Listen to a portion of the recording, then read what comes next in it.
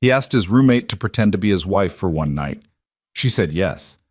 And by the end of that evening, neither of them could remember what they had been pretending. For 11 months, Mason Reed and Vivian Cross had shared an apartment, shared a kitchen, shared the quiet weight of two very different lives running side by side. He was a single father terrified of making the wrong move. She was a CEO who had built everything she owned from scratch and still went to bed most nights feeling like she wasn't quite enough. One dinner changed everything, but not in the way either of them expected. If this story already has you curious, hit the like button and drop a comment with the city you're watching from. I want to see exactly how far this story travels. Now settle in. This one's going to take a while to tell, and it's worth every minute. The dish towel hit the kitchen counter with a damp slap, and Mason Reed stood there staring at his phone like it had personally insulted him. "No," he said out loud to no one. His daughter Lily was in the next room, 6 years old and deeply committed to a cartoon about a dog who ran a bakery, completely unaware that her father was experiencing a minor crisis at 8:47 on a Wednesday evening. The apartment smelled like the pasta he'd overcooked again, slightly too soft, a little too much salt, and the overhead light in the kitchen had been flickering for 3 weeks because Mason kept forgetting to buy a replacement bulb. He read the text again. "Grandma's turning 80. Dinner is Saturday, the 14th.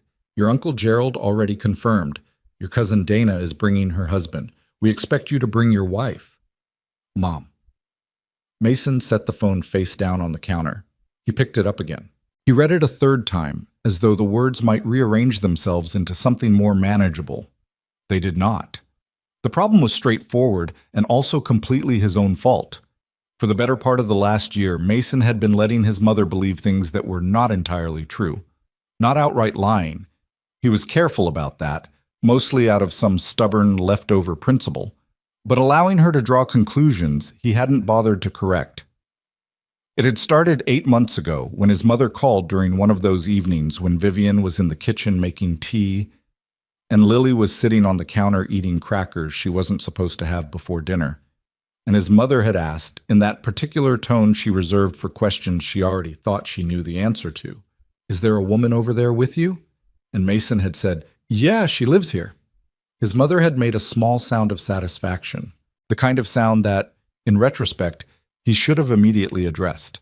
Instead, he'd said he had to go and hung up, and over the following months, the story had quietly grown in his mother's imagination without him doing a single thing to water it. He had mentioned Vivian's name twice. He had said, when pressed, that things were good. He had failed to correct the assumption that good and serious meant the same thing. And now his grandmother was turning 80, and his mother had texted the word wife like it was already a settled fact. Mason picked up his phone and typed back, "She has a work thing that weekend. Not sure she can make it." He stared at that for 4 seconds, then deleted it. His mother would not accept a work conflict. His mother had once shown up to his cousin Dana's wedding while running a 101-degree fever because she believed family events were non-negotiable, full stop. He typed, "I'll check and let you know. Send." He put the phone down and pressed both hands flat on the counter and looked at the ceiling, where the flickering light was doing its thing again, that slow, irregular pulse that made the kitchen look like the opening scene of a horror movie. "You okay?" He turned around. Vivian Cross was standing in the doorway of the kitchen in a faded green sweatshirt and socks with small cartoon cacti on them, holding an empty mug and looking at him the way she sometimes looked at spreadsheets, like she was already calculating what was wrong before he'd said a word. This was the thing about living with Vivian. She paid attention. Not in an intrusive way, not in the way that made you feel observed, but in the quiet way of someone who noticed things and filed them away without making a production of it. Mason had lived with a college roommate once who could not have told you Mason's middle name after 2 years, and he'd lived with an ex-girlfriend who noticed everything and turned every noticing into a conversation about feelings. Vivian was something else. She saw things. And then she waited to see if you wanted to talk about them. "My grandmother's turning 80, Mason said. "That's nice." She moved to the cabinet and got herself a glass. "Why do you look like someone told you your car needs a new engine?" "Because my mother texted me to bring my wife to the birthday dinner." Vivian turned around slowly. She set the glass down on the counter. "Your wife?" My wife. Mason. She tilted her head. You don't have a wife. I'm aware of that. So what have you been telling your mother? Nothing, he said, and then, at her expression, I mean, nothing specific. I mentioned your name a few times, and I didn't correct some things. Vivian was quiet for a moment. The refrigerator hummed. From the living room came the sound of the cartoon dog explaining something about sourdough. How long has your mother thought you were married? Vivian asked. She doesn't think I'm married. She thinks... He stopped. She thinks things are serious. How serious? Wife-level serious. Vivian looked at him for a long moment. Then she poured herself a glass of water, leaned against the counter with her arms crossed, and said, That's quite a hole you've dug. I know. Saturday the 14th? Yeah. She nodded slowly, not saying anything, and Mason watched her face do the thing it did when she was actually thinking. Not performing thinking, not stalling, but genuinely running through something. He'd learned to wait during those moments. Vivian didn't like being interrupted mid-calculation. Who's going to be there? She asked. My mom, my Uncle Gerald, my Aunt Patricia, probably my cousin Donna and her husband, and my grandmother, obviously. He paused. My grandmother she's sharp. She's 80, but she's sharp. She'll notice things. What kind of things? If we don't actually know each other. Vivian looked at him. We've lived together for 11 months, Mason. I know you put too much salt in pasta and forget to replace light bulbs and sing slightly wrong lyrics to songs when you think no one's listening. I think we probably know each other. He felt something loosen in his chest, just slightly. I know you eat crackers over the sink at 11 at night, and you can't sit through action movies, but you've watched every season of that baking competition show twice, and you keep a backup charger in your work bag and a second backup in your desk because you're terrified of your phone dying. 3 backups, she said. There's one in my coat pocket. 3 backups. She was quiet again. Then, this is a bad idea. I know. If your family finds out, I know. And your daughter is going to be there. I know, Viv. She exhaled through her nose, picked up her glass, looked at the flickering light for a second, then at him. You need to buy a new bulb, she said. And yes, I'll go. Mason Reed had not planned to be a single father at 32. He hadn't planned for most of the things that had actually happened to him, which was part of the reason he'd gotten so good at improvising and so bad at long-term thinking. He had a decent job, project manager at a mid-sized construction firm. Nothing glamorous, but steady. And he had Lily, who was the clearest evidence that something in his life had gone right, even when everything around her was going sideways. Lily's mother, Renee, had left when Lily was 18 months old. Not dramatically, not in a storm of shouting and slammed doors, but in the quiet way that was somehow worse, a slow withdrawal that Mason had noticed too late and addressed too poorly. Until one morning Renee had sat across from him at the kitchen table and said, with complete calm, that she thought this had been a mistake and she wanted to go back to Seattle. She had gone back to Seattle. She sent cards on Lily's birthday and Christmas. She called occasionally. She was not a villain in the story. Mason had spent a long time trying to make her one and eventually given up. She was just a person who had made a decision and lived with it. And Lily was old enough now to understand that some kids had moms who lived far away, and she seemed to have arrived at a kind of peace with that which Mason still found slightly miraculous. He had moved into the apartment on Clement Street 14 months ago because he needed 2 bedrooms and a reasonable commute, and something that wasn't the too big apartment he and Renee had shared, which had started to feel like living inside someone else's memory. Vivian Cross had answered his Craigslist ad with the most efficient email he had ever received. No small talk, no biographical narrative, just 2 questions. Is there a washer or dryer in the unit or in the building? And do you care if I work from home some days? He had written back, in unit. I don't care. She had written, I'll take it. When can I see it? He had expected someone who communicated like that to be cold, maybe slightly difficult, the kind of person who left passive-aggressive notes about dish placement. Instead, Vivian had shown up on a Saturday afternoon in a yellow raincoat. shaken his hand like she was closing a business deal, knelt down immediately when Lily came running over and said, "Hi, I'm Vivienne. What's your name?" In a completely normal voice, not the high-pitched performance voice some adults put on around small children, and Lily had told her name and shown her a drawing of a horse, and Vivienne had looked at it seriously and said, "The legs look right. Horses' legs are hard." Lily had decided on the spot that Vivienne was acceptable. Mason had figured she'd be a quiet, self-contained roommate. He hadn't expected to actually like her. But the thing about sharing an apartment with someone, a real apartment, not a college dorm situation, not a temporary arrangement, was that you couldn't stay strangers. Not really. You ate at roughly the same times. You both needed the bathroom in the morning. You heard each other on phone calls, heard when things were going well and when they clearly weren't. Learned each other's habits the way you learn a song that plays in the background often enough. Not by trying, just by being there. By month 3, Mason knew that Vivienne ran her company out of a home office 3 days a week and went into the actual office 2 days a week and hated both arrangements equally. He knew that she'd built cross-design from a spare bedroom and a laptop 6 years ago, and that it now had 22 employees and 3 ongoing contracts with names that showed up in magazines, and that she talked about this matter-of-factly in a way that didn't invite admiration, even though admiration was probably the right response. He knew she called her mother every Sunday and that those calls lasted exactly as long as they needed to, and sometimes she came out of her room afterward looking slightly tired in a specific way that Mason recognized as the particular fatigue of being loved by someone who also made you feel like you weren't quite measuring up. He had never asked about it directly. She had never explained. They had developed an understanding about the difference between knowing things and needing to discuss them. By month 5, Vivienne had started occasionally making 2 cups of coffee in the morning without being asked. By month 7, Mason had started saving the good leftovers for her without thinking about it. Lily had started drawing pictures that included 3 people instead of 2. Mason had noticed all of this and categorized it as nice. This is nice. Don't complicate it. He was good at that.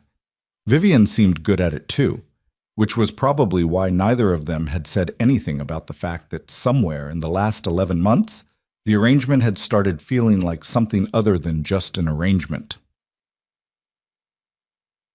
They had 4 days before Saturday. Vivienne approached the preparation with the same energy she apparently brought to client pitches, which was to say, structured, thorough, and slightly alarming in its efficiency. She sat down across from Mason on Thursday evening with a yellow legal pad. She was one of those people who still used physical notebooks, which Mason found both anachronistic and oddly reassuring, and said, "Okay, tell me what they know and what they think they know. There's a difference, and we need to be clear on it." Mason had said, "My mom knows your name. She knows you live here. She's probably told my grandmother something, and whatever she told my grandmother is the version we're going to get hit with first because that's how my family works."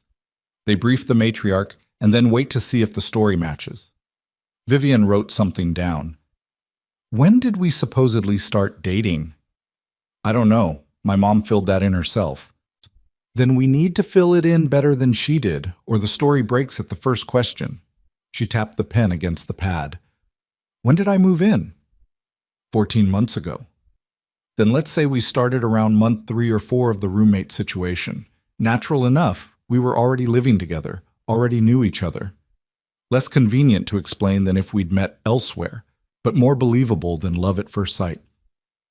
My grandmother is definitely going to ask how you knew." "How I knew what?" "That you wanted to stay, that it was real."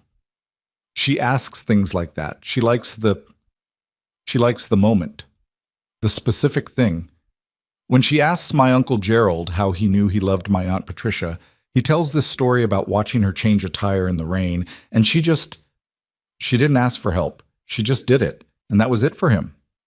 Mason looked at his hands. She likes those stories. Vivienne was quiet for a moment. "What's a true thing?" she said. "What?" "A true thing about living with you. Something I actually noticed that made me think, okay, this person is decent."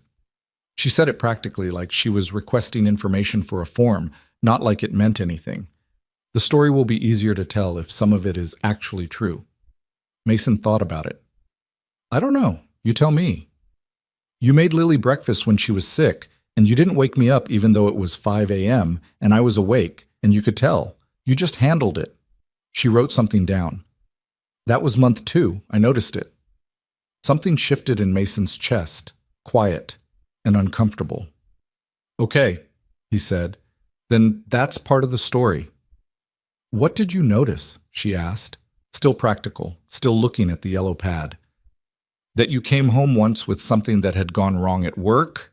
I don't know what, you didn't say, and you went straight into your room and you were in there for 20 minutes and then you came out and made dinner and just moved on, like you'd decided. He paused.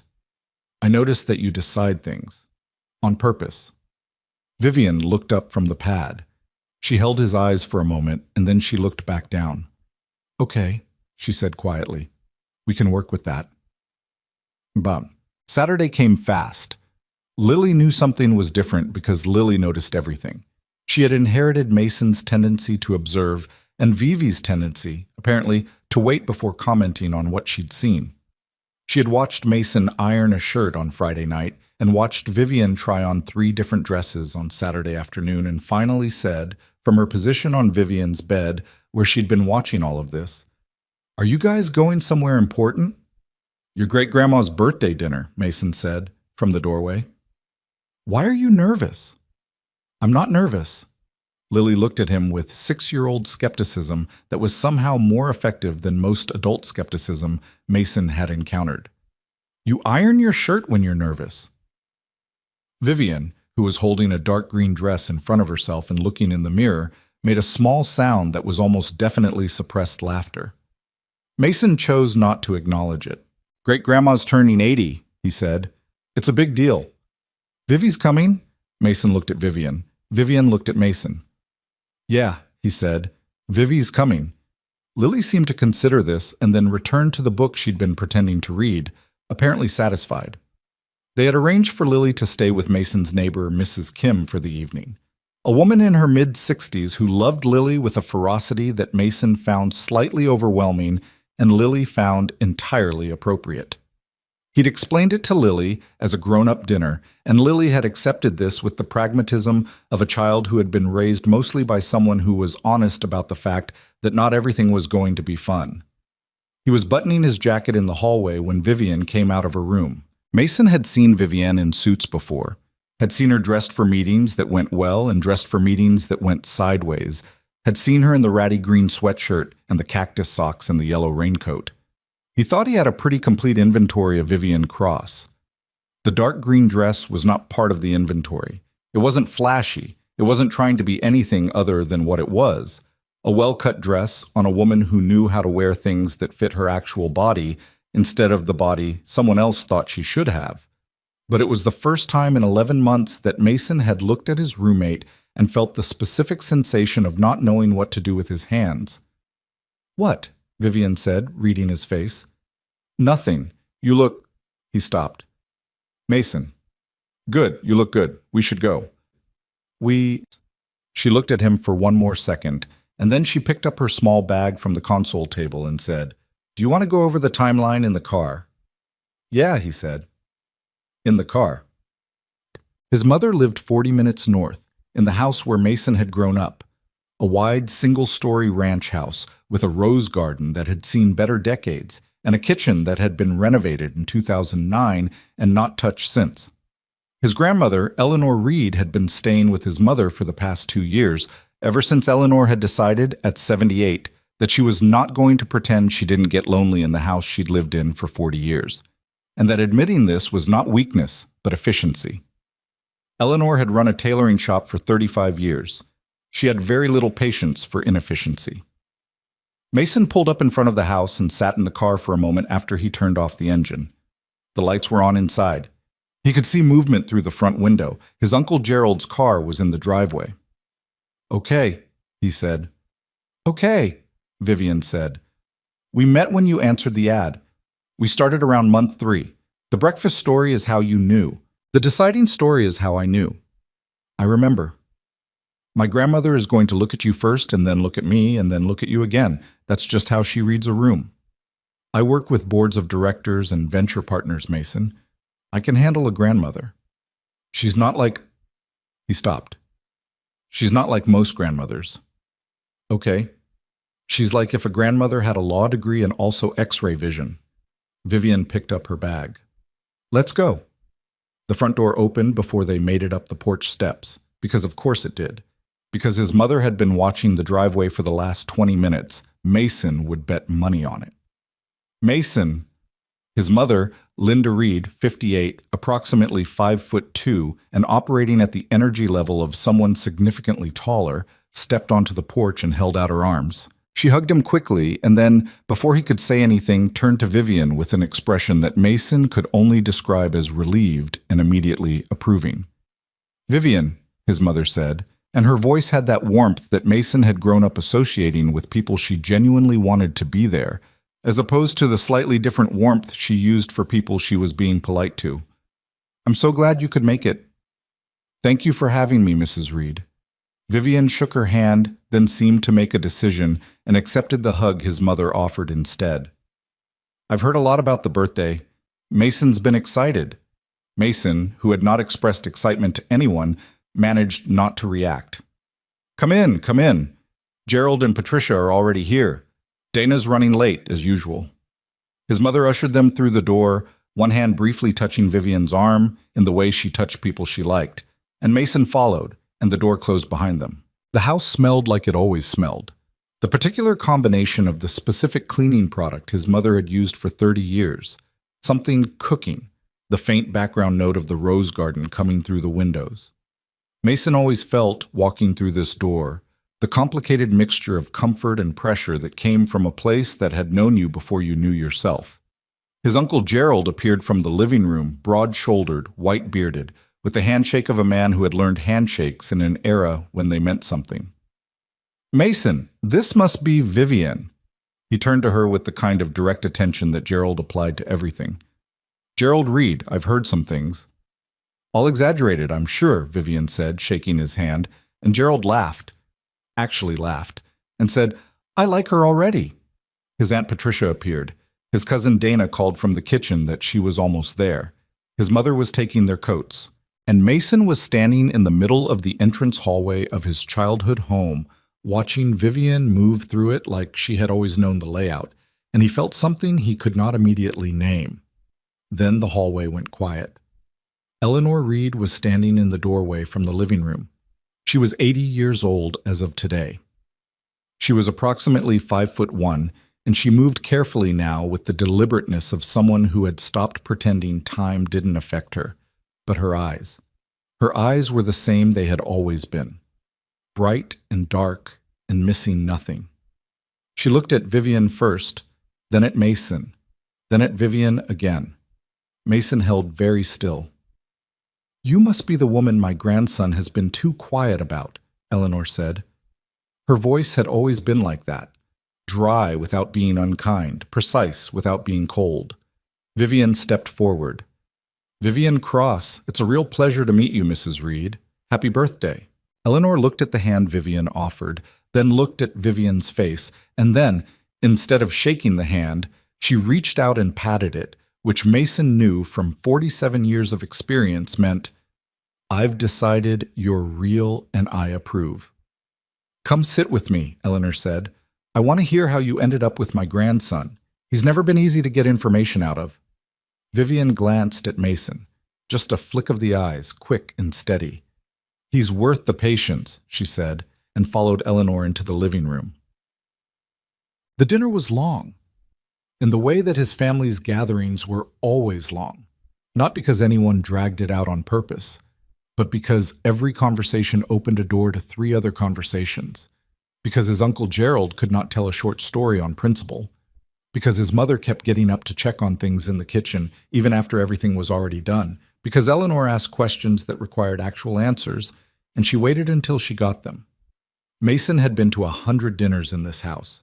He could not have told you, watching Vivian from across the table as she listened to Gerald's story about the fishing trip of 1987, why this one felt different. Maybe it was the way she listened, not performing interest, actually paying attention, asking the follow-up that proved she'd heard the detail, laughing at the part of the story that was actually funny instead of a half beat early like people did when they were waiting for a signal. She ate the food and said it was good and meant it. When his Aunt Patricia talked about the garden, at length, in detail, possibly more detail than Patricia knew anyone wanted, Vivian asked about the roses specifically, and Patricia lit up, and Mason watched his aunt talk about growing things to someone who was genuinely listening, and something tightened in his throat that he could not account for.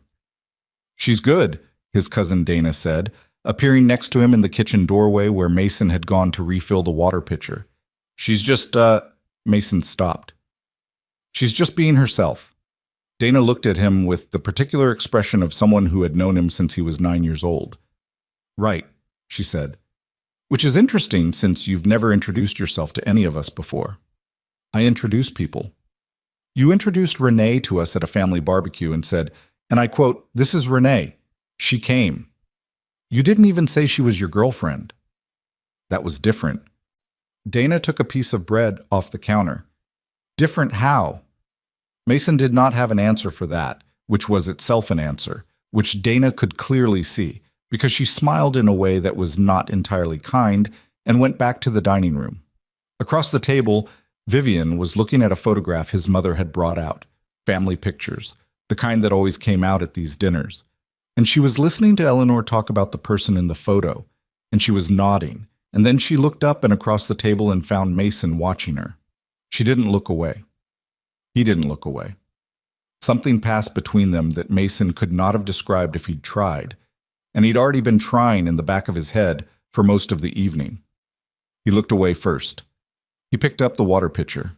He thought, "Don't." Eleanor cornered him on the back porch after dinner. She had always done this, found him in the in-between spaces of family gatherings, the moments where the group was loud enough that no one noticed the absence of two people. When he was 12, she had found him out here to talk about his father, who had died the year before. When he was 26, she had found him out here to say, without preamble, that Renee seemed like a woman who needed something Mason wasn't sure he could give her, and that she wasn't saying this to be cruel, only because she had been watching people for 80 years and she thought he should know. He had not listened. He was 26. Now she stood next to him on the porch and looked out at the dark shape of the garden and said, "She's good with you." "We've been living together for almost a year," Mason said. "We know each other." Eleanor was quiet for a moment. The sounds from inside filtered through the screen door. Laughter, his uncle's voice, the clink of glasses. "That's not what I mean," she said. Mason kept his eyes on the garden. "I'm not asking you to explain it to me," Eleanor continued. "I've been watching people my whole life. You don't have to explain it. But I want to say something before we go back inside." He waited. "There is a kind of fear that looks a lot like caution," Eleanor said. "And it's very reasonable seeming. It looks like responsibility. It looks like not wanting to make a mistake, especially when you have a child." She paused. "I'm not telling you what to do. I've never believed that was my business, but I know what it looks like when a person has found someone and won't let themselves know it yet." Mason's chest was doing something complicated. "Mom already tells you everything I do," he said. "Your mother tells me a version of everything," Eleanor said. "I fill in the rest. I always have." She patted his arm, the same gesture she'd given Vivian's hand, and turned toward the screen door. "Come back inside. Your Aunt Patricia is about to start on the zucchini she's growing, and she will be significantly less interesting to your young lady than she was the first time." She went inside. Mason stood on the porch for another minute, listening to the night. The neighborhood quiet, a car somewhere, the muffled warmth of his family through the glass. He thought about the breakfast Vivian had mentioned, the 5 a.m., the sick kid, the way he'd just handled it. He thought about her saying, "I noticed it." He thought about the way she'd looked at him across the table, and how he hadn't looked away, and why he'd eventually looked away, and what the answer to Dana's question would have been, if he'd been willing to say it. He went inside. It was late when they finally left, later than Mason had planned, because his family did not believe in early endings, and Eleanor had wanted to hear the rest of the story about how Cross Design had won the contract that made Vivian's company real, and Vivian had told it without embellishment, the 3 months of pitching, the weekend she'd rewritten the entire presentation on a hunch, the moment she'd stood in a conference room and thought, for 1 second that she might not be enough for this, and then decided she was going to be anyway. That decision, Eleanor had said. Where does it come from? Vivian had thought about it. Deciding I could be wrong didn't feel like an option, she'd said. So I just didn't. Eleanor had looked at her for a moment with something that was not quite a smile and not quite satisfaction, but somewhere between the two. She had not said anything. She had not needed to. Mason's mother hugged Vivian on the way out, the real kind, both arms, and said, I hope we'll see you at Christmas. And Vivian had said, I'd like that. And Mason had been looking at the door frame and not at either of their faces. The drive back was quiet for the first 20 minutes. Then Vivian said, Your grandmother knows. I know. She's known for a while, I think, possibly longer than either of us. Mason kept his eyes on the road. The highway was mostly empty at this hour, just taillights ahead and the occasional sweep of headlights coming the other way. She's observant, he said. She's more than observant. Vivian shifted in her seat, turning slightly toward him.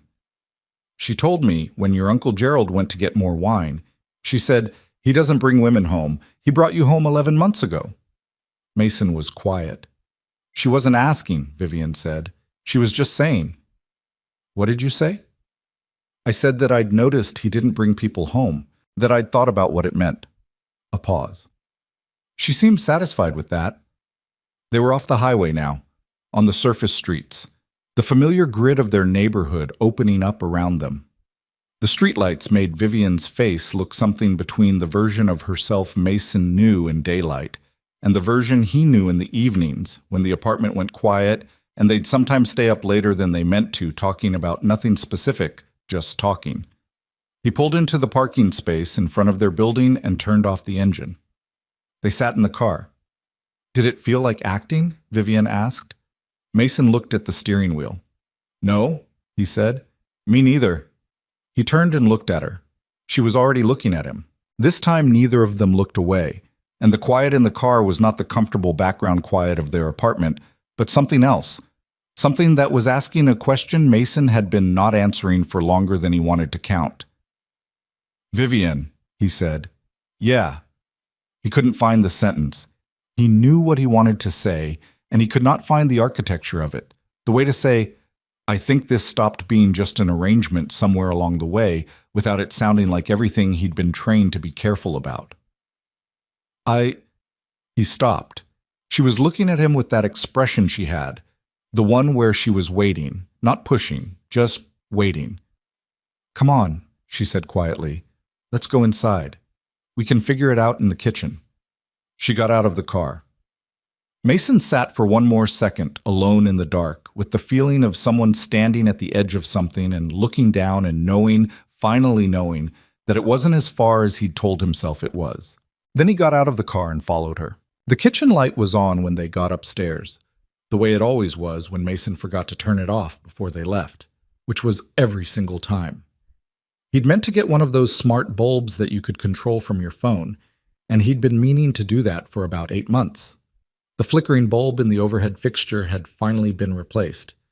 Vivian had bought one on a Tuesday 2 weeks ago without saying anything, and Mason had come home to a non-flickering kitchen and understood this was how she handled things that bothered her. But the light above the sink was still too bright and made everything look slightly clinical at this hour, like the kitchen was asking serious questions. Vivian set her bag on the counter. She stepped out of her shoes. She always did this just inside the door, both shoes off in one efficient motion, and went to fill a glass of water, and Mason stood in the middle of the kitchen in his jacket, not quite ready to take it off, as though removing it would mean committing to something. Sit down, she said, without turning around. He sat. She came and sat across from him, the way they sat most evenings when they ended up at the kitchen table without planning to, and she wrapped both hands around the glass and looked at him. Say what you were going to say in the car, she said. I don't know how to say it without it sounding... He stopped. Sounding like what? Like I'm making it into something it might not be. Vivian was quiet for a moment. Outside, a car passed on the street below. Somewhere in the building, a door closed. The apartment was exactly as they'd left it. Lily's drawing still on the refrigerator, a stack of Vivian's work folders on the end of the counter, Mason's keys in the bowl by the door, and it struck him, sitting here in his jacket at midnight, that this place looked more like a home than anywhere he had lived since he was a child in his mother's house. He hadn't thought about it that consciously before. He was thinking about it now. After Renee left, he said, and then stopped, because he didn't usually start sentences this way. He didn't usually start them at all, on this particular subject. But Vivian just waited, glass between her hands, and the kitchen was quiet. After Renee left, I spent about a year being angry, and then about 6 months deciding I was fine. And then I made things work. Me and Lily, we got a system, and the system worked, and I was careful about the system, because it had to work, because she's 6 and she's counting on it working. I know, Vivian said. What I mean is, I got careful about everything, about letting things in that could disrupt the system. And I'm a disruption risk. No. He looked at her directly. That's the thing. You're not. You've been the opposite of that. You fit. You fit into our life in a way that I didn't plan for and didn't know what to do with. And so I just let it be what it was, told myself it was enough. Vivian set the glass down. And now? And now I'm sitting in our kitchen at midnight, and you just spent an evening convincing my grandmother's entire side of the family that you love me, and none of it felt like a lie. The word landed in the room, and neither of them moved. I didn't say that, Vivian said carefully. You said you'd like to come for Christmas. A pause. I said it to your mother. I know. He looked at his hands on the table. You meant it. She didn't answer right away. That was its own kind of answer. I've been careful too, she said finally. For different reasons, but the same. The same result. Keeping things where they were. She turned the glass slowly in her hands. It's a good life here. It works. I didn't want to be the one who broke it. Why would you break it? She looked up, and there was something in her face that Mason recognized because he had seen it the night she talked about the conference room pitch. That moment where she'd said, "For 1 second I thought I might not be enough." And the way she'd said it told him it wasn't just the 1 second, and it wasn't just that pitch. Because wanting something more is how you ruin what you already have, she said. I've been good at that, historically. Vivian, I'm not looking for reassurance, she said, and her voice was matter-of-fact in the way it got when she was being very deliberately honest. I'm explaining why I didn't say anything, why I let us keep being what we were, even after it started being... She stopped. Even after it started being what? Mason asked. She looked at him, and then she said quietly and without any particular drama, the best part of my day. Most days, coming home and you being here, Lily drawing pictures, the cooking even when it's bad, which it often is. The salt thing is a genuine mystery to me. I don't know what happens. It's always too much salt, Mason. Every time. I don't understand it either. They both stopped. And then Vivian made a sound that was somewhere between a laugh and an exhale, and Mason felt something in his chest unlock in a way he hadn't realized it had been locked. I don't know how to do this, he said. I want to be honest about that. I know how to be your roommate. I know how to be Lily's dad. I don't know how to be... He gestured vaguely at the space between them. Neither do I, she said. I'm not particularly good at relationships. I run a company better than I've ever run anything involving my own feelings. You seemed pretty good at it tonight. Tonight was different. Tonight I just... She thought about it. Tonight I wasn't performing anything. I was just there. With your family. With you. She looked at the table. It was the easiest room I've been in for a long time. Mason reached across the table. He set his hand over hers where it rested next to the glass. It was a simple thing, not a gesture that meant everything all at once, but Vivian looked down at it and then up at him, and something settled in her face. Something that had been held at a particular tension, carefully maintained, finally let go. Okay, he said. We don't have to figure out all of it tonight. No, she agreed. But I don't want to go back to pretending this is just an arrangement. She turned her hand over under his slowly. No, she said. Me neither. They sat like that for a while. Not saying much, not making plans, just sitting in the kitchen at midnight the way they had sat dozens of times before, except that this time neither of them was pretending the silence was only silence. Eventually, Mason said, "Lily's at Mrs. Kim's until 9 tomorrow." "I know." "We should probably sleep." "Probably." She didn't move. "What did your grandmother say to you on the porch?" He thought about it. "She said there's a kind of fear that looks like caution, that looks like responsibility." He paused. "She wasn't wrong." Vivian was quiet. Then, "She told me something too. When I came to find you and you weren't back inside yet, she was in the living room looking at the photographs on the wall, the old ones, her wedding pictures. And she said, without turning around, that she had spent 43 years with a man who was difficult and funny and not easy to love, and that she had never once wished he were simpler." Mason looked at her. "She wasn't talking about you," Vivian said. "She was just talking, but I heard it." He squeezed her hand once. She squeezed back. "Get some sleep," she said. "We can be badly adjusted and uncertain about this tomorrow, too. We don't have to solve it tonight." "That's actually comforting." "I know, I'm practical." She got up, picked up her shoes, and headed down the hallway. At the door to her room, she paused and looked back. "Mason." "Yeah."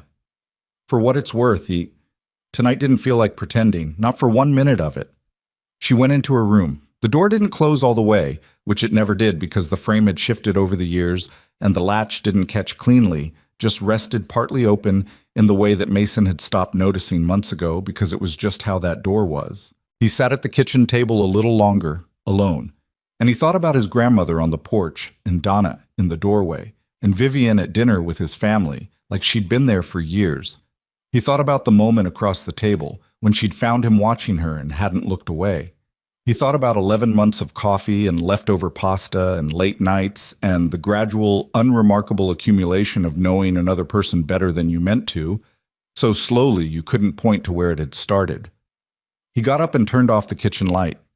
In the dark, the apartment felt like itself, small and imperfect, and theirs in a way that had nothing to do with the lease and everything to do with the unremarkable daily fact of two people choosing, without making a production of it, to share a life. He went to bed. He did not sleep for a long time. Sunday morning arrived with the particular quality that Sundays had in this apartment. Later light, softer sound, the city on a different setting. Mason was up first, the way he usually was, and he made coffee, the way he usually did, and he stood at the kitchen window looking out at the street below, and everything was physically identical to 100 Sunday mornings before this one, and also entirely different in some way he couldn't fully describe. Vivian's door was still mostly closed when he heard her moving around in there, the creak of her floor, water running in the bathroom. He had the cup waiting for her when she came out, the way he usually did, and she came to the kitchen in the green sweatshirt and the cactus socks, and she picked up the cup and looked at him over the rim of it. "Hi," she said. "Hi," he said. They looked at each other for a moment, and then she leaned against the counter and drank her coffee, and he turned back to the window, and neither of them needed to do the work of explaining where they were because they both already knew. Something had shifted. They both knew what had shifted. They didn't need to stand in the kitchen and formally announce it to each other. That was not how either of them worked. After a while, she said, "What did you tell your mother about us?" "I haven't told her anything. She's going to call today." "I know." "You should call her first," Vivian said. "On your terms." He had already thought this. It was still easier to hear her say it than to just think it himself. "What do I say?" he asked. Vivian was quiet, considering. "The truth, as much as you can. That things developed. That last night was real." She turned the cup in her hands. "You don't have to explain all of it, but don't backtrack on last night. It'll confuse her and it'll make things harder. My mother's going to start planning things. Probably. She's going to call Eleanor immediately." "She may have already called Eleanor." Mason exhaled. "Eleanor is going to be very satisfied." Vivian's mouth did the thing it did when she was keeping a smile at a controlled level. "Yes," she said. "I think she's going to be extremely satisfied and completely unsurprised." He went to get Lily at 9. Mrs. Kim opened the door before he knocked, because she'd heard him on the stairs, and Lily came running out in a shirt Mason didn't remember packing, which meant Mrs. Kim had dressed her this morning in something from the small collection of clothes Lily had left at Mrs. Kim's over the preceding months, which said something about how often Lily had slept over. "She ate 2 waffles," Mrs. Kim reported, "and showed me her new drawing, the one with the 3 people. 3 people, Mason repeated. "She said it's her family," Mrs. Kim said, with the careful neutrality of a woman who had raised 4 children and knew the value of not making things into a bigger deal than children needed them to be. Mason thanked her and took Lily's hand, and they walked back downstairs together. "Was Vivi still home?" Lily asked. "Yeah, she made coffee." "Did you guys have a good time at Great-Grandma's?" "Yeah, Bug. It was a good time." Lily seemed to accept this. Then, "Did Great-Grandma like Vivi?" Mason held the door to the building open for her. "Yeah, she really did." "Good," Lily said, with the conviction of someone who had already decided this was the correct outcome. "Vivi's the best." She ran up the stairs ahead of him. The call from his mother came at 11:15, not noon, which meant she had exercised approximately 90 minutes of restraint and considered this sufficient. Mason took it on the couch while Vivian and Lily were at the kitchen table, Lily working on a drawing with enormous concentration, and Vivian half watching her while going through something on her laptop, the Sunday version of what their apartment looked like when no one was trying to look like anything. "She's wonderful," his mother said without preamble. "She's just... Mason, she's wonderful. Your grandmother hasn't stopped talking about her." "I know," he said. "She fit in like she'd been there the whole time. Gerald loves her. You know, Gerald is hard to win over. Gerald loved her in about 4 minutes. I watched it happen." "Because she's genuine," his mother said. "You can tell. She's not performing." A pause. "You're happy?" Mason looked at Vivian across the room. She was saying something quiet to Lily about the drawing. He couldn't hear what, but Lily was nodding with the intense nod of someone taking instructions seriously and then adjusting her crayon grip. "Yeah," he said. "I'm happy." His mother made the sound, the satisfied sound, the one he had failed to correct 8 months ago and was now, somehow, extremely grateful for. "Christmas," she said. "She's coming for Christmas. I'm not taking no for an answer." "I'll ask her." "Tell her." "Mom, tell her from me," his mother said, "that she's expected." He said he would. They talked for another 20 minutes about other things. His Uncle Gerald's retirement, his cousin Dana's house renovations, Eleanor's health, which was good, which was the thing the whole family monitored with quiet collective vigilance, the way you watch something precious that you know won't last forever. When they hung up, Mason sat on the couch and looked at the ceiling for a moment. Then Lily appeared at his elbow. "Vivi wants to know if you want pancakes," Lily announced. "She says she's making them regardless, but she wants to know if you want them as a matter of basic courtesy. Those are her exact words." "Tell her yes," Mason said. Lily turned and shouted this information toward the kitchen at a volume entirely unsuited to a distance of 12 feet. "I could hear him," Vivian called back, and there was the sound of a cabinet opening. Lily went back to the kitchen. Mason got up from the couch and followed her, because this was where he was. This was where his life was. Not in the careful, managed distance he'd been keeping from it, but here, in the Sunday morning mess of his own apartment, in the kitchen that smelled like coffee, with his daughter, and the woman who had been, for 11 months, the quiet center of something he hadn't had a name for. He came to stand next to Vivian at the stove, not touching, just near, in the way they had existed near each other for a year.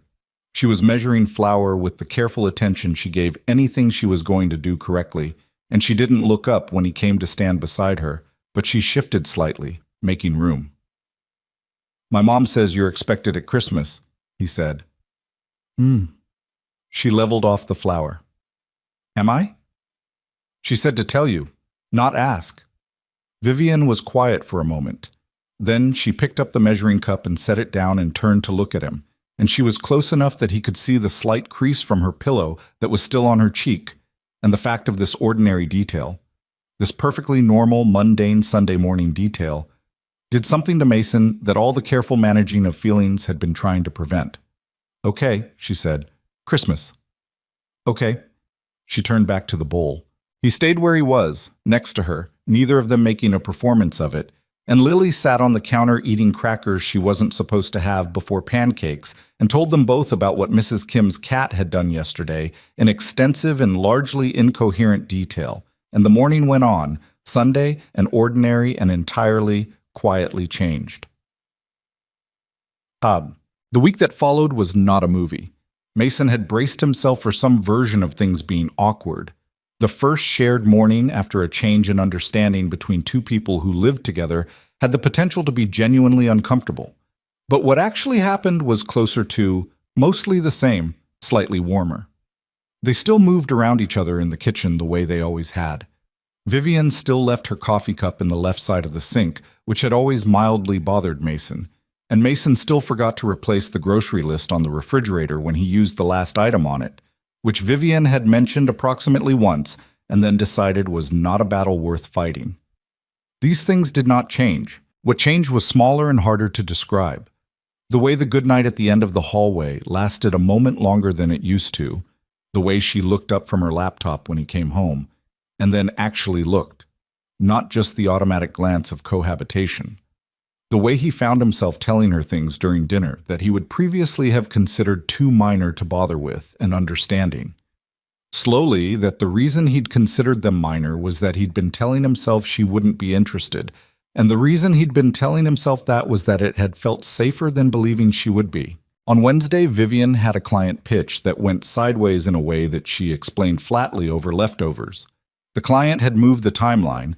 The contract terms had shifted in a direction that made the project less profitable than it had appeared, and she had spent the afternoon in her office on the phone managing the fallout in a way that she described as tedious and probably fine, but still tedious.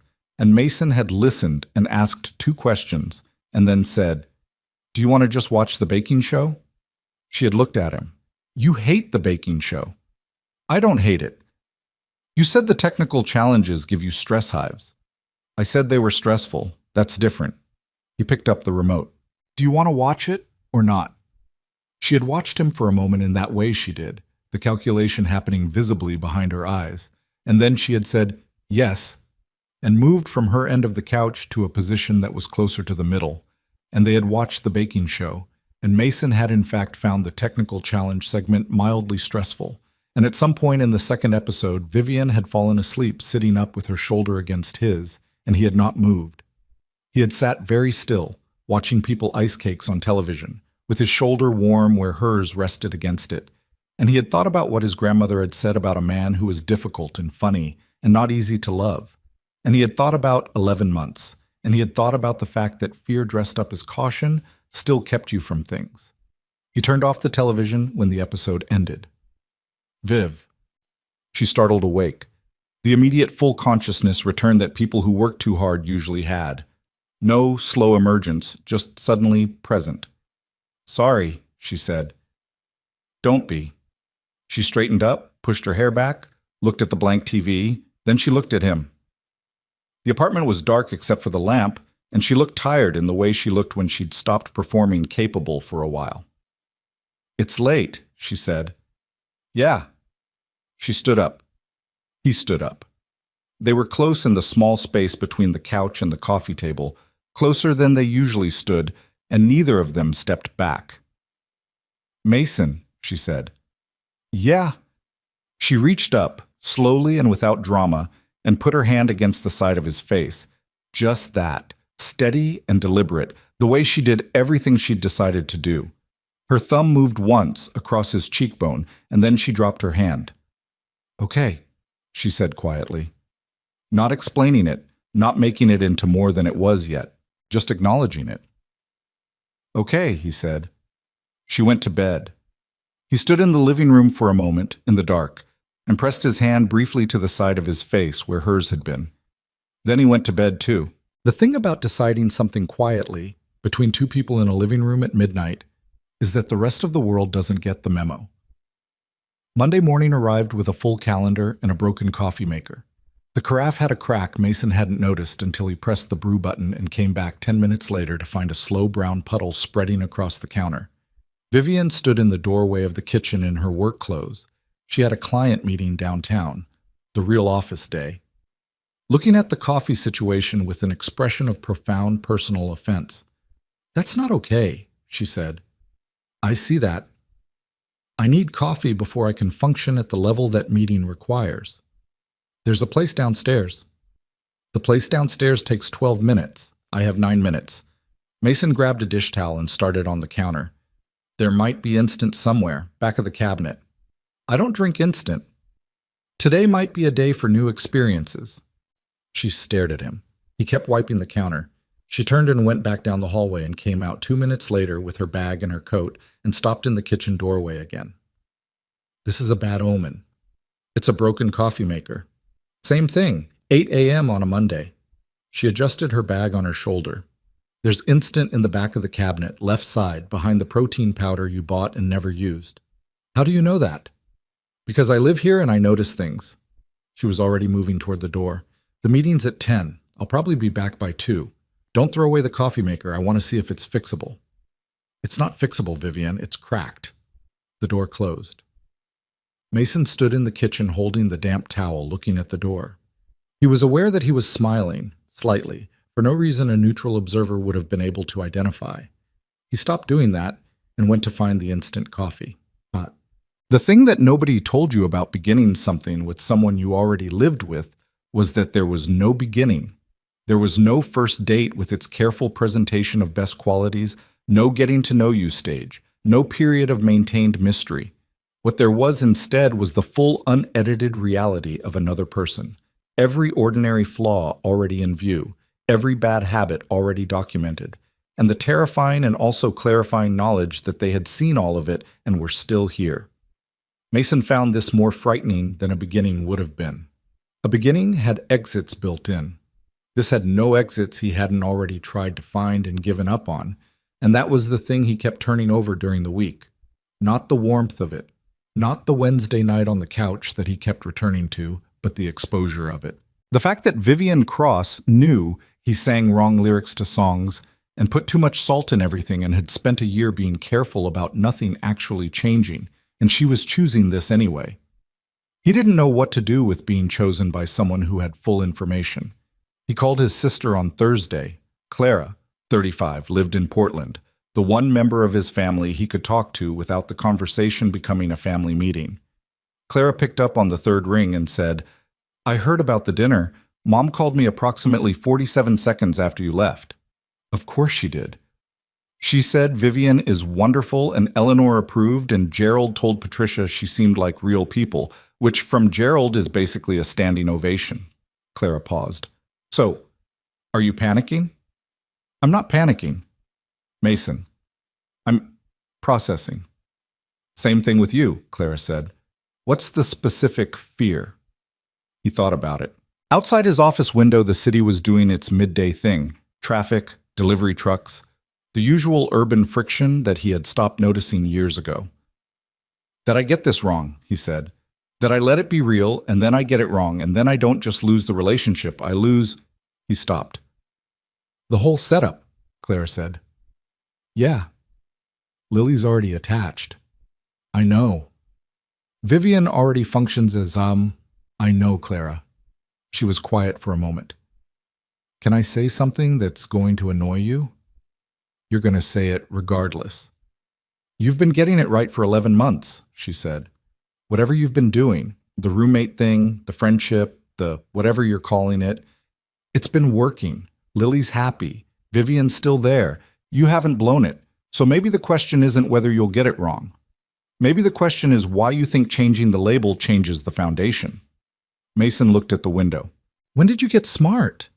"I've always been smart. You just don't call me enough." She paused. "Does she know you're scared?" "She's scared too." "Okay, but does she know you know she's scared?" He didn't answer right away. "Call her," Claire said. "Not me. I'm flattered, but wrong audience." He said he would. He meant it. He sat at his desk for another 40 minutes, finishing a project report, and thought about what his sister had said. The label doesn't change the foundation. And turned it over the way you turned over something that you knew was probably right, but that you weren't ready to fully agree with yet. Vivian had her own version of the same fear, and it lived in a different room of her head than Mason's did. Hers was not about getting it wrong in the tactical sense. She had made mistakes in relationships before. One serious one, in her mid-20s, with a man she'd met at an industry conference who had seemed for about 14 months like someone who genuinely saw her and had turned out to see a version of her that was easier to handle than the actual one. He had not said anything explicit. He had not been cruel. He had just, gradually and consistently, responded better to the Vivian who agreed than to the Vivian who pushed back. And Vivian had noticed this and made the calculation and ended it on a Saturday morning over breakfast without drama. And he had seemed, honestly, somewhat relieved, and that had been its own specific kind of damage. Since then, she had been careful.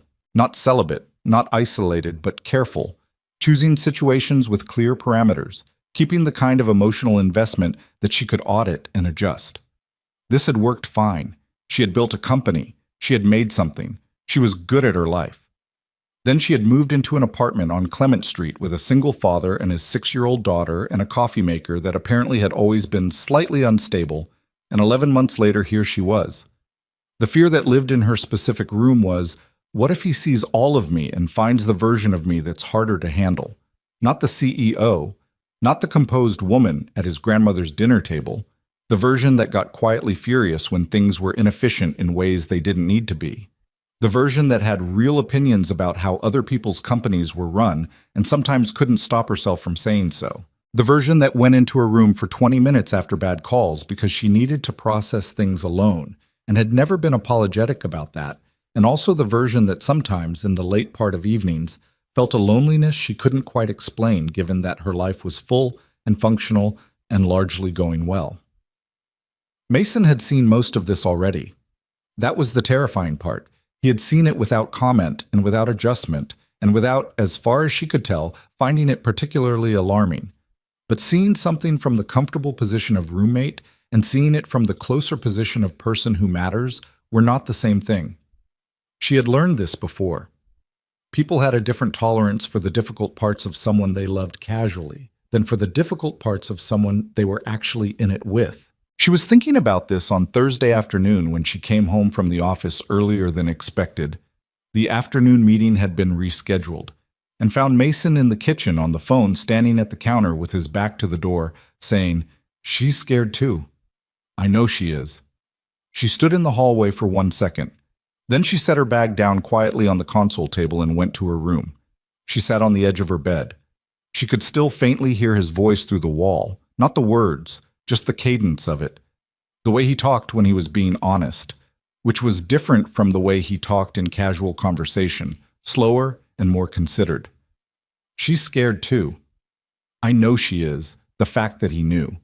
The fact that he had said it to whoever he was talking to, said it plainly, without making it into something he needed to fix or something she needed to perform differently. Just, she's scared too, like it was a fact he had filed and was holding carefully. She pressed the heels of her hands against her eyes for a moment. Then she got up and changed out of her work clothes and went to the kitchen. He was off the phone by then, standing at the counter reading something on his tablet, and he looked up when she came in. "You're early." Meeting moved. She opened the refrigerator, not because she needed anything, but because she needed a moment. "Who are you talking to?" "Clara." "Your sister?" "Yeah." He set the tablet down. She wanted to hear about the dinner. Vivian stood with the refrigerator open, looking at its contents without seeing them. "What did she say?" "That I should probably be talking to you instead of her." She closed the refrigerator. She turned around and leaned against it, arms crossed, looking at him across the kitchen. "I heard you," she said. "Just a little. Through the wall." Mason held her gaze. "Okay?" "You said I was scared." "You are." "I am," she agreed. "What are you scared of?" He was quiet for a moment, and the way she'd learned meant he was actually deciding what to say rather than stalling. "Getting it wrong with someone who already has the full picture," he said. There's no period where you see a version of me. You have the whole thing. The bad cooking and the not replacing light bulbs and the way I went a year not saying something I should have said. You have all of it, and I don't know what you do with that." I do the same thing I've been doing, she said. You've had the full picture of me too. I know. And I'm still here. I know that too. She unfolded her arms. Mason, I've spent 2 years being careful about not wanting too much. I'm aware of that. I'm aware that I've been... She looked at the window, gathering the sentence. I've been managing, keeping things in a range I could control. And then I moved in here, and 6 months in I realized I'd completely stopped managing, and I didn't notice until it had already happened, and by then you were just... She looked back at him. Part of how my day worked, part of how things made sense. And I didn't know how to put that back in a manageable range, so I just let it be what it was and told myself that was enough. Was it? She looked at him for a moment. No, she said. It wasn't enough. It was good, but it wasn't enough. He came around the counter. He didn't cross the whole kitchen, just moved out from behind it, and stood in the open space between them. Then let's try not managing, he said, both of us, and see what that's like. That's not a plan. No, but you said you were good at deciding things on purpose. He paused. Maybe just decide. She looked at him, and she thought about the conference room 6 years ago, the moment of I might not be enough, and then the choice, the specific internal place where she had turned something from a question into a fact. She had made that choice about her company, about her work, about a dozen things since. She had never made it about a person. She crossed the kitchen. She did not stop at a careful distance. She walked up to him and put her hand on the front of his shirt, not pulling, just resting, and looked up at him. He was looking at her like a man who had finally stopped pretending he wasn't looking. Okay, she said. I'm deciding. He kissed her. Not dramatically, not the movie version. He kissed her the way she might have expected if she'd thought about it, which she had, a little, more than once, always filed under that's not a useful thing to think about. It was careful at first, which was very him, and then it was less careful, which was also very him, and she had her hand in his shirt, and his hands were at her face, and the kitchen smelled like coffee and whatever he'd been heating for lunch, and the afternoon light was coming in sideways through the window. When they stopped, she kept her forehead against his for a moment. She could feel him breathing. Okay, he said quietly. Okay, she said. He laughed, a small sound slightly undone. I've been not doing that for 8 months. I know, I could tell. She pulled back enough to look at him. You're not subtle, Mason. I was extremely subtle. You were not even a little subtle. You saved me the good leftovers every single time. He looked mildly wounded. That's just being a decent roommate. You started saving them before I ever told you they were my favorites. He didn't have an answer for that. She felt the laugh before she heard it, his whole chest moving, and then she was laughing too, and they stood in the kitchen laughing like two people who had been holding something at arm's length for a long time and had finally just set it down. Lily came home from school that afternoon and walked into a kitchen where both adults were at the table with coffee and the leftover half of a cheese Danish that they were sharing, which was not unusual, and which Lily gave a single assessing look before determining that it posed no interesting questions for a 6-year-old and asking if she could have a piece. Half, Mason said. Lily took slightly more than half and went to the living room. This was also not unusual. Children, Mason had found, were often accurate sensors for the atmosphere of a room. They picked up tension faster than any adult, but they were correspondingly unbothered by warmth. Warmth was the normal setting as far as Lily was concerned. This had always been warm. The fact that it was warm in a slightly different way did not register as data that needed processing. She came back to the doorway 20 minutes later. Vivi, can you help me with my spelling words? Vivian looked up from her laptop. After I finish this email. How long's the email? 4 more sentences. Lily went and sat on the counter to wait, eating the last of her Danish, and Vivian finished the email in approximately 3 minutes and closed the laptop and said, Okay, get your notebook. Mason watched them from the table. Lily with her spelling notebook. Vivian going through the words with the same focused attention she brought to client briefs, correcting Lily's pronunciation of necessary 3 times with increasing specificity until Lily got it exactly right and looked up with the expression of someone who had conquered something. Again, Vivian said. Necessary, Lily said correctly. Good. Next one. This was not new behavior. Vivian had helped Lily with homework before, had read with her before, had showed up to 2 school events in the past year because Mason's schedule had conflicted and Vivian had simply said, "I can go," and gone. What was new was the way Mason watched it now, the way he let himself see it without putting it in a box. Lily finished her spelling words and went to do whatever she did in her room in the afternoons, and Vivian came back to the table and picked up her coffee and found Mason looking at her. "What?" she said. "Nothing." "You keep saying nothing and making the face." "What face?" She showed him. It was a decent approximation of the face he'd apparently been making, a kind of quiet, involuntary openness, the look of a person whose defenses had stopped running. He probably should have found it embarrassing. He didn't, particularly. "I'm going to get that on my face more often now," he said. She looked at him, then she looked at her coffee. "Probably," she said, and the word was small and honest and not trying to be anything else. The next 10 days were not a transformation. Mason had half expected some kind of internal shift in the texture of things, but what happened instead was a gradual, undramatic deepening of what had already been there. They still argued about the grocery list. The coffee maker was replaced, reluctantly, by Mason, who had tried to fix the crack with kitchen epoxy, and Vivian had watched this attempt with the expression of someone counting down from 10. He bought a new one on a Saturday, and she did not say "I told you so," which he recognized as an act of genuine restraint and appreciated accordingly. She told him things about her work that she hadn't told him before, not the surface summary, but the underneath of it, the part where she'd made a decision she wasn't sure was right. The part where she was managing 2 people on her team whose dynamic was deteriorating and she didn't know yet whether to address it directly or let it resolve.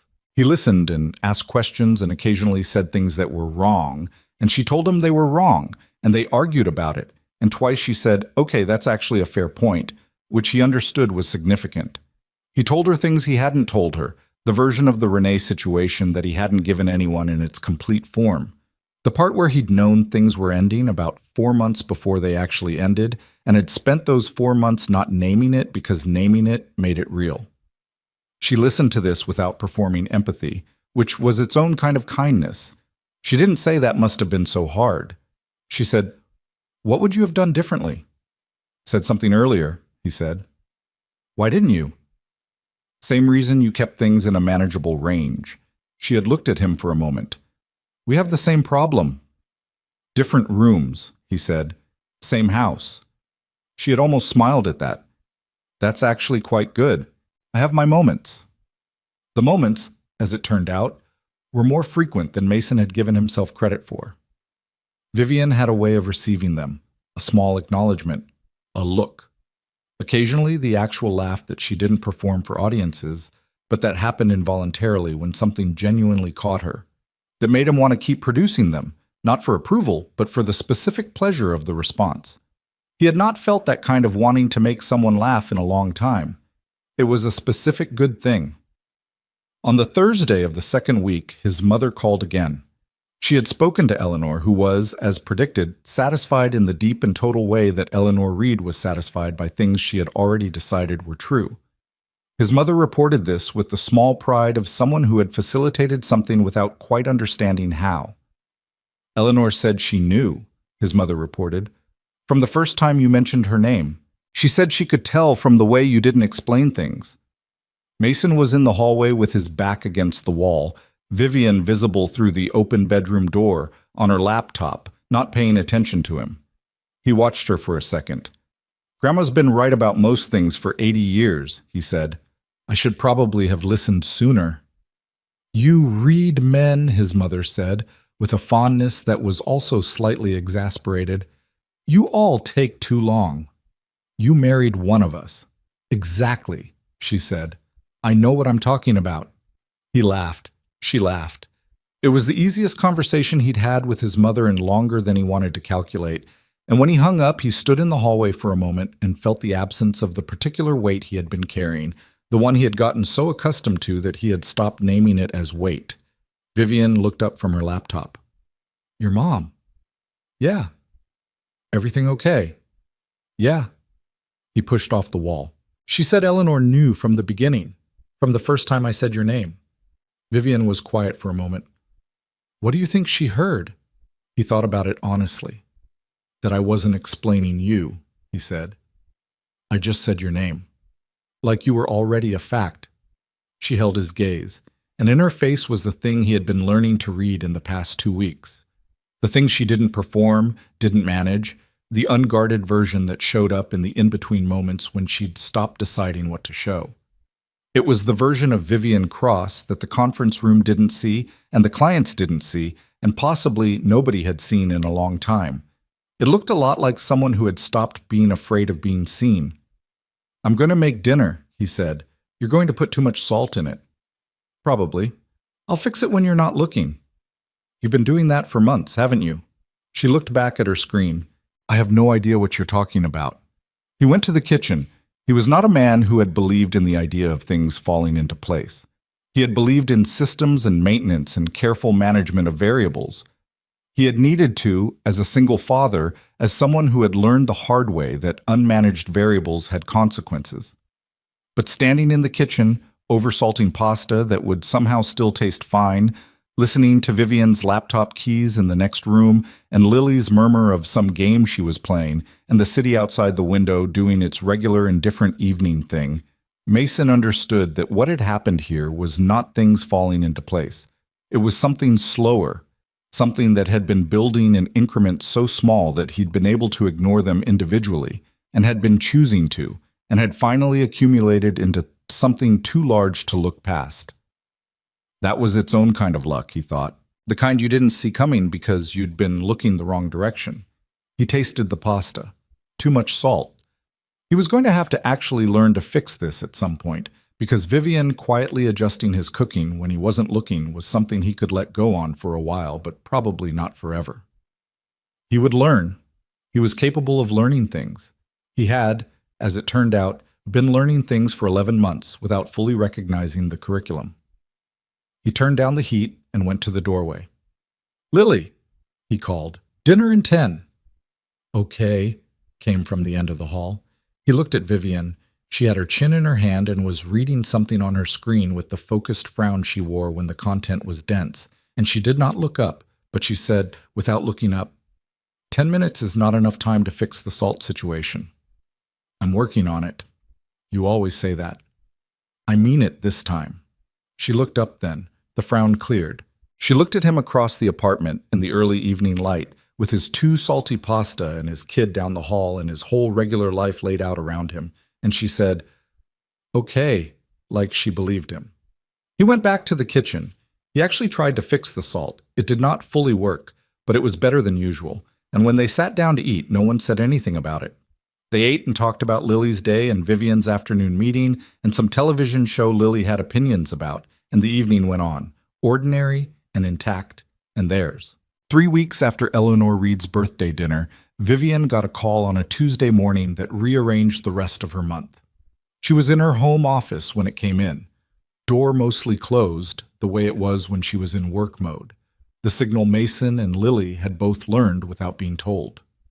Mason was at the kitchen table with his laptop, doing his own work, and he heard the call start in the normal register of her business voice and then go quiet, which was the specific quiet of someone receiving information they needed to process before responding to.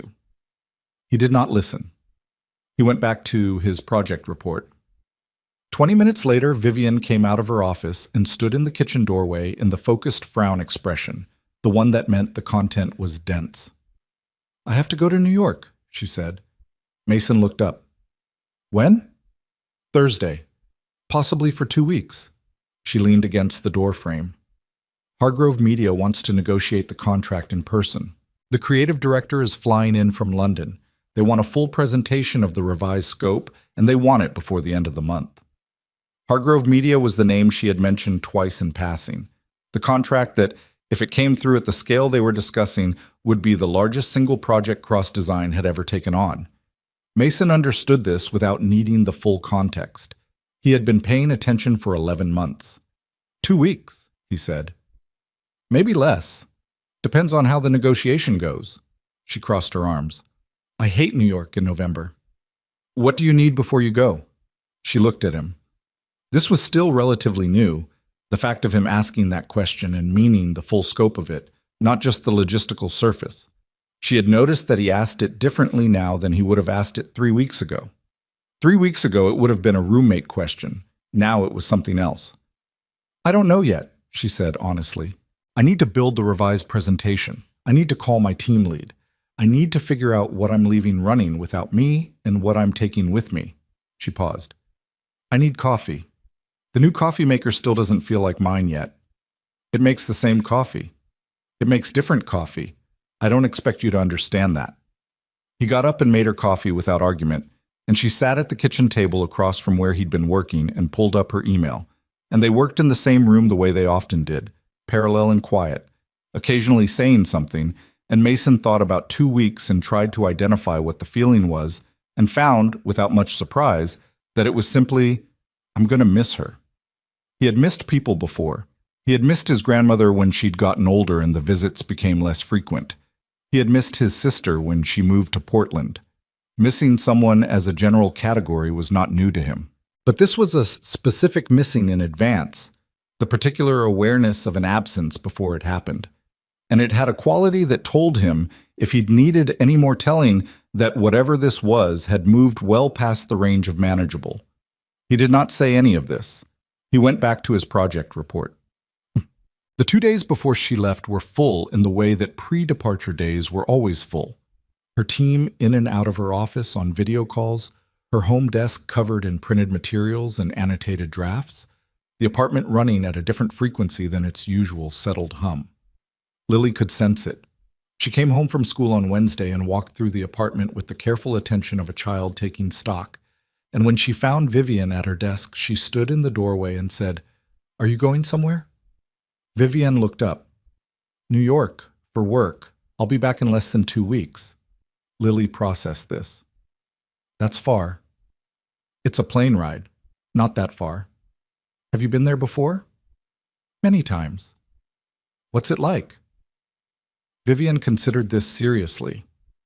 "Loud," she said, "and the pizza is better than here, but don't tell your dad I said that." Lily absorbed this information and departed. Mason, who had been within earshot in the hallway, did not comment on the pizza claim, though he intended to revisit it at a later date.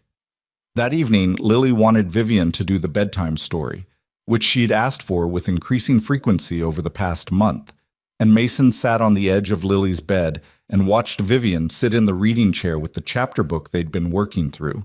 A story about a girl and a lighthouse and a series of mysteries that Lily found deeply satisfying. And he watched Lily fight sleep the way she always did, losing ground incrementally until her eyes were half closed and her breathing had gone slow, and Vivian finished the chapter and closed the book and set it quietly on the nightstand. She looked at Lily for a moment, just looked, with an expression that she wasn't monitoring. Mason saw it. He looked away before she looked up. In the hallway, she said quietly, "She's going to be fine while I'm gone." "I know that. I'm not worried about—" She stopped. "I'm not sure what I'm saying." He did know. She had been settled into this life, their life, the apartment life, the Lily in the reading chair life. And going to New York to negotiate the biggest contract of her company's existence was, professionally, what she had been building toward for 6 years. And it was also an interruption of something she hadn't known she needed until recently. And both of those things were true at the same time. And that was uncomfortable in a way that didn't have a clean solution. "You're going to win the contract," he said. "I don't know that. You rewrote an entire presentation on a hunch once, and it worked. You've had 3 weeks on this one." She looked at him in the half-dark of the hallway. "That's actually a fair characterization. I have my moments." She moved toward him, and he met her in the middle of the hallway, and she put her arms around him in the matter-of-fact way she had. Not performing affection, but using it, choosing it, which was more than performance. And he held on, and they stood there for a moment in Lily's doorway, with the nightlight visible inside and the rest of the apartment quiet. 2 weeks, she said into his shoulder. "Less," he said. "You said less.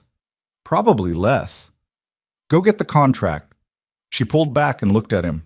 "Don't eat pasta every night." "I have other recipes." "Name one that isn't pasta." He thought about it. I can do eggs. Mason. There are a lot of things you can do with eggs. Omelets, scrambled, fried.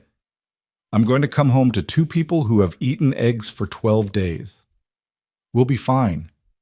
She looked at him for another moment, and then she kissed him, brief and direct, and went to her room. Mason stood in the hallway for a moment. Then he went and turned off the kitchen light that he'd left on, and he thought, less than 2 weeks, and went to bed. She left Thursday morning before Lily was up. The cab was coming at 6 and her flight was at 8:30, and Mason had set an alarm for 5:45 even though he didn't need to, and he was in the kitchen with coffee when she came out of her room with her bag, coat over her arm, already composed in the way she was when she'd shifted into work mode. The CEO setting, he thought of it, the particular arrangement of her face that was ready for the day, whatever the day required. She stopped in the kitchen. You didn't have to get up. I know. She picked up the coffee he'd left on the counter.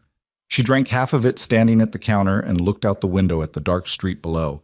And he looked at her in the kitchen light and felt the ordinary, extraordinary strangeness of caring about someone. The way it turned normal mornings into something with weight. Text me when you land, he said. I always have my phone. Vivian, I'll text you. The cab notification came on her phone.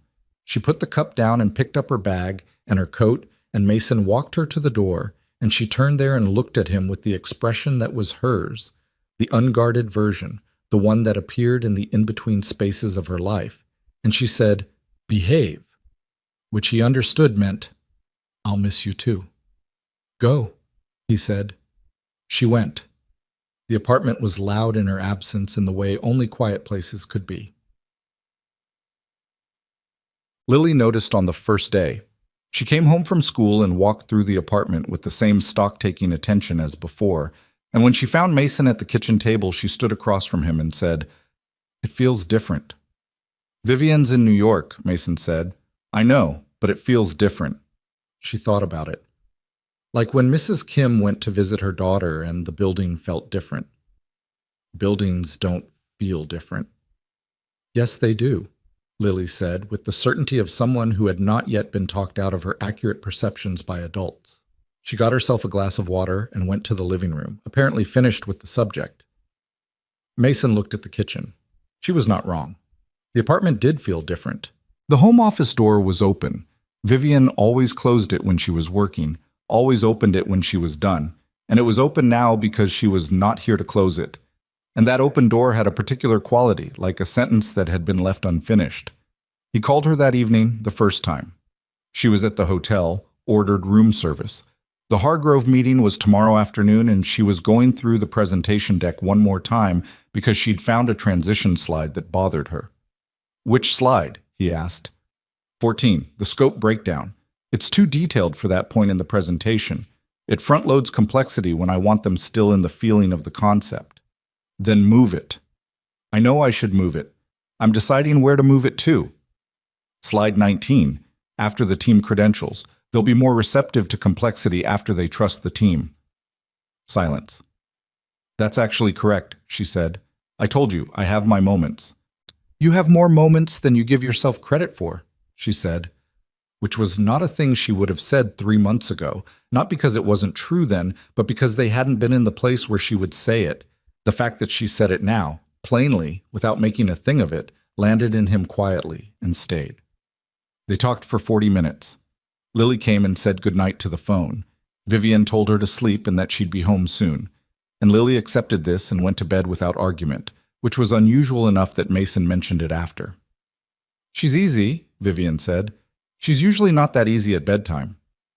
She was for me. He'd noticed this, had been noticing it for months, the way Lily's particular frequency had calibrated to Vivian's. He didn't entirely understand the mechanics of it. Lily's instincts about people had always been good, better than his own, and she had decided within the first 20 minutes of knowing Vivian that Vivian was safe and interesting, and had organized herself accordingly. Whatever Vivian said landed differently with Lily than the same thing said by Mason, not because Mason had less authority, but because they were different frequencies, and Lily had, sensibly, tuned to both. He thought about what that meant for the longer term, after he hung up. He had been careful about not thinking too far forward. He was still, in some ways, a person who had learned the consequences of unmanaged variables. But the longer term was unavoidable when a 6-year-old was drawing pictures with 3 people in them and calling them family. He needed to be honest about what he was building, not just what he was feeling. The Hargrove meeting on Friday went long. He knew this because Vivian didn't text until 7 p.m. Eastern, which was 4 p.m. his time, and the text said, "Still in it. Creative director has opinions. More later." And then, 90 minutes later, "Still in it." And then at 9 p.m. Eastern, "Done. Call when Lily's down." He called at 9:30 his time. "Tell me," he said. "The creative director has a vision problem," she said, and her voice had the specific flatness of someone who had been professionally diplomatic for 6 hours and had run out of diplomatic. Not in the medical sense, in the sense that his vision for the project and the actual project budget exist in different realities, and he has not reconciled them, and my job today was apparently to be the person who introduced that reconciliation. How did that go? He didn't like it. Did the deal survive it? Yes? A pause. He's a creative. He has good instincts, and he's used to getting what he wants, and he needed someone to tell him which of the things he wants he can actually have. That's not complicated, it's just unpleasant. Another pause. He'll come around. The lead from the Hargrove side wants this project, and she wants it with us. She managed him through the last hour. So it's good. It's on track. He could hear her moving, the sound of her in the hotel room, probably still in work clothes, probably with her shoes already off. There's a working dinner Monday and a final terms meeting Wednesday. If Wednesday goes the way Friday almost went, I'll probably stay through Thursday. But you're back by the weekend. Yes, I'm back by the weekend. He exhaled, not loudly. Good. How's Lily? Fine. She declared this morning that she's going to be an architect. That's new. She saw a building on a show she was watching and decided. Previous career options have included marine biologist, dog trainer, and a person who specifically makes birthday cakes. All reasonable. I think so too. He leaned back on the couch. What are you doing tonight? Ordering the second thing I actually want for room service, instead of the sensible thing, and going to sleep. What's the second thing? Cheese fries and a club sandwich. That's not dinner, that's a sports bar at 2 a.m. I've been in a negotiation for 6 hours, Mason. I've earned the cheese fries. I'm not arguing with the cheese fries, I'm just identifying them accurately. She laughed, and the laugh was tired, but it was real, the involuntary one, and he felt it through the phone like something physical. Get some sleep, he said. You too. A pause. Thank you for the slide 19 thing. Told you. Don't get smug about it. Little bit smug. Good night, Mason. Good night, Viv. He put the phone down. He looked at the ceiling. The apartment was quiet in the way it had been quiet since Thursday morning, and he thought about how specific and irreplaceable a person's presence was. Not just the talking, but the ambient fact of them, the way a space organized itself differently when they were in it. He was 40 minutes into this thought when his phone buzzed. Unknown number. He almost didn't answer it. He answered it. Mason Reed? A woman's voice, professional and brisk. Yeah. I'm calling from St. Mark's Elementary. I'm the after-school coordinator. We have a Lily Reed here who was supposed to be picked up at 4. We've been trying to reach you. Mason sat up. What? She goes to Mrs. Kim's on Fridays. We have no record of an alternate pickup today. The student has been here since 4:15. We were able to reach you now. He was already standing. I'm coming. 15 minutes. He hung up and grabbed his keys in his jacket and stood in the hallway for exactly 2 seconds, calling himself every kind of idiot because he had changed Lily's pickup arrangement 2 weeks ago for a different reason and had completely failed to update the school calendar, which Mrs. Kim knew about because he had told Mrs. Kim and had not told the school, and this was exactly the kind of variable management failure he was supposed to be good at preventing. He got Lily within 12 minutes. She was sitting in the coordinator's office eating a small bag of crackers that the staff had provided, not visibly distressed, just waiting with the particular patience of a child who had long experience with her father's logistical shortcomings. Hi, Bug. Hi. She stood up and took his hand. I waited. I know. I'm sorry. I messed up the schedule. It's okay. She considered. Mrs. Kim didn't come either. My fault. I didn't tell the school. He signed the form the coordinator placed in front of him and thanked the staff and took Lily out to the car, and she got in and put on her seatbelt and said, without accusation, "You should put things in the calendar." "You're right. Vivi puts everything in the calendar. I know she does. She showed me. She has a whole color system." "I'm aware of the color system." Lily looked out the window. "Maybe she can show you." He drove. Outside, the city moved at its regular Friday evening pace, indifferent to the small internal reckonings of one imperfect father who was doing better than he sometimes gave himself credit for, and worse than he intended in ways that were mostly fixable. "She'll show me," he said. "When she gets back." "When is she getting back?" "By the weekend. Maybe Thursday." "That's soon," Lily said with satisfaction. "Yeah," he said. "That's soon." The working dinner on Monday was followed by a Tuesday call Vivian had not anticipated.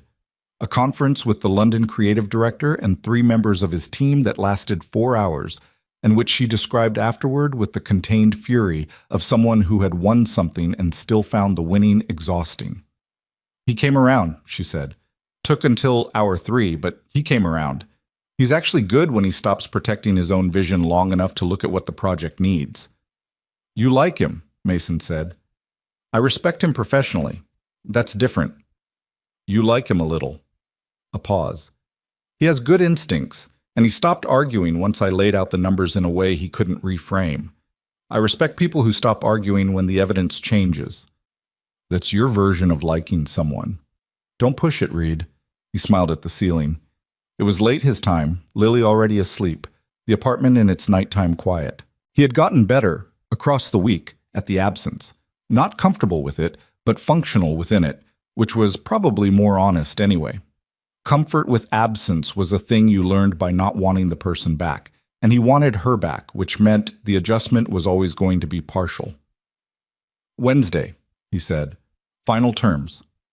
"Wednesday," she confirmed. "It should be straightforward. The framework is agreed. Wednesday is paperwork and handshakes. And then you come home." She was quiet for a moment. "Thursday flight. I'll be back by 3. "I'll make dinner." "Mason." "Something that isn't pasta and isn't eggs. I've been researching."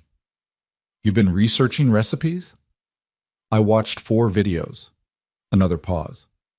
"What did you land on?" "Roast chicken. It's apparently not as hard as it looks, and the salt goes in a place where it can't ruin anything." She was quiet for a moment longer than usual, and then she said, "Okay," in the voice that meant something more than the word itself, and he understood it and sat with it, and the line was quiet between them in the easy way that silences between people who knew each other could be. "The presentation slide thing," she said. "I've been thinking about that, about the fact that you knew to move it to 19 without seeing the deck. I've been listening to you work for a year. I know, that's what I've been thinking about." A pause. "You paid attention without making me feel observed. That's—" She stopped. "That's not nothing. Most people can't do that." He didn't say anything for a moment. Outside his window, a siren passed and faded. "You made 2 cups of coffee," he said, "by month 3. You didn't ask? You just made 2. I noticed that before I noticed most other things." She was quiet. "Some things just register," he said, "because they matter to you." She made a small sound that was not quite agreement and not quite deflection, but somewhere between them, the sound she made when something landed and she wasn't sure yet what to do with it. He had learned to give those moments room. "Sleep," he said. "Wednesday is a big day." "I know." "You already won it. Wednesday is just paperwork." "You don't know that." "I know your track record." "Go to bed, Mason." "Good night, Vivian." "Good night." Nat. Wednesday went well. She texted him at 2 p.m. New York time. Done. Flying home tomorrow. He texted back, chicken's already thawing. She texted, "You bought a whole chicken, 4 videos. I know what I'm doing. You absolutely do not know what you're doing. I watched a 5th video this morning. I'm very prepared." A pause. Then, See you tomorrow. He put the phone down and looked at the chicken defrosting on the counter and thought about 11 months in kitchen light and the way a person could be the most important thing in your daily life for a long time before you allowed yourself to know it. He thought about the open door of her office all week, the three people drawing on the refrigerator Lily's unimpeachable instincts. He thought about his grandmother on the porch, and his sister on the phone, and his own face in the hallway mirror that morning, which looked, honestly, like the face of a man who had stopped bracing. He called Clara. She got the contract, he said. I heard, Clara said. She texted me. He stopped. She texted you. We've been texting for 2 weeks. She wanted to know what you were like as a kid. I told her everything. Clara, the time you cried at the dog movie, the haircut in 8th grade, Clara. She deserves the full picture, Mason. You said so yourself. He sat down at the kitchen table. Outside the window, the city was doing its November afternoon thing, gray and cool and entirely itself. He looked at the chicken. He looked at the refrigerator, where Lily's drawing had been joined sometime in the past week by a second drawing. This one, he now noticed, showing 3 people in a building that was probably meant to be their apartment, with a yellow door that their apartment did not actually have, but which Lily had apparently decided it should. He looked at it for a moment. She's coming home tomorrow, he said. I know, Clara said. Are you going to say it? Say what? The thing you haven't said yet, that you probably should say. He was quiet. Mason, his sister said, not unkindly. You've been getting it right for a year. Stop treating it like an exam you might fail. He looked at the yellow door in Lily's drawing. He thought about the woman who had answered a Craigslist ad with 2 questions, and shaken his hand like a business deal, and knelt down to look at Lily's horse drawing and said, The legs look right. I know what I'm doing, he said. Clara paused. Is that what you're going to say to her? No, he said, but I know. The chicken thawed on the counter. Thursday was coming. He had 4 videos worth of preparation and a 5th one he'd watched twice, and the absolute conviction that what he was building, not just the dinner, not just the evening, but the longer architecture of this thing, was worth doing right. He got up and went to find the roasting pan. She landed at 2:47. Mason knew this because she texted him from the gate, on ground, bag to claim. And he was standing in the kitchen with the chicken in the oven and 45 minutes left on the timer, and Lily at the kitchen table doing homework with the focused intensity of someone who had been told that if the homework was done before Vivian got home, there would be dessert. The apartment smelled like something he had actually cooked. This was new. The 5 videos had delivered, at least so far, on the fundamental promise that a whole chicken was not technically complicated, just time-sensitive. And Mason had decided that time-sensitive he could manage because he was a project manager, and time was his professional domain, even if salt was apparently not. Lily looked up from her worksheet. Is that food? It's dinner. It smells like real dinner. All my dinners are real dinners. They smell like pasta, Lily said. This smells like when Mrs. Kim cooks. Mason chose not to engage further with this and checked the oven. Vivian texted again at 3:20. Cab, 20 minutes. He texted back. Timer has 18 minutes. Suspenseful. Do not let it burn. I have it under control. Mason. I have it almost under control. I'm getting out of the cab and walking. He turned the oven down 4 degrees, which the 5th video had mentioned as a finishing technique, and he felt, not for the first time this week, the particular absurdity and also the complete seriousness of caring about a thing because someone else was coming home to it. The door opened at 3:41. Lily heard it first. She had the hearing of a person who was very motivated. And she was off the chair and in the hallway before Mason had fully registered the sound of the key. He heard the collision of a 6-year-old and a rolling suitcase, and Vivian's voice saying, Hey, let me get through the door. And then the lower sound of her actually holding on, the coat and the bag and the 6-year-old all present simultaneously. Mason came to the hallway. Vivian looked up from where she was crouched with Lily. She was still in her travel clothes, dark coat, work bag over one shoulder, the composed set of her face that she wore in transit, and she looked tired the way people looked after 2 weeks of being professionally on. And she looked at him over Lily's head with an expression that was simply, I'm back. Hi, he said. Hi. She stood up, one hand still on Lily's shoulder. She looked around the apartment and then back at him. It smells like you actually cooked something. Roast chicken. From the videos. From the videos.